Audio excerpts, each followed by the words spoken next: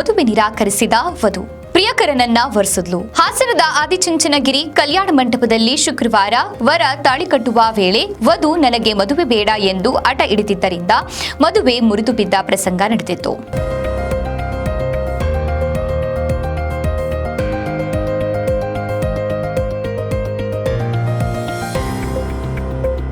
ಬೆಳಗ್ಗೆ ಮದುವೆ ನಿಂತಿದ್ದು, ಸಂಜೆ ಅದೇ ಮಂಟಪದ ಆವರಣದಲ್ಲಿರುವ ದೇವಾಲಯದಲ್ಲಿ ಯುವತಿ ಪ್ರೀತಿಸಿದ ಯುವಕನೊಂದಿಗೆ ದಾಂಪತ್ಯ ಜೀವನಕ್ಕೆ ಕಾಲಿಟ್ಟಿದ್ದಾರೆ. ವಧು ಪಲ್ಲವಿ ಹಠದಿಂದ ಮದುವೆ ಮುರಿದು ಬಿದ್ದು ಬೇಸರಗೊಂಡಿದ್ದ ವರ ವೇಣುಗೋಪಾಲ್ ಕುಟುಂಬದವರಿಗೆ ಪಲ್ಲವಿ ಕುಟುಂಬದವರು ಪೊಲೀಸರ ಸಮ್ಮುಖದಲ್ಲಿ 1,75,000 ರು ಖರ್ಚು ಪರಿಹಾರ ನೀಡಿದ್ದಾರೆ.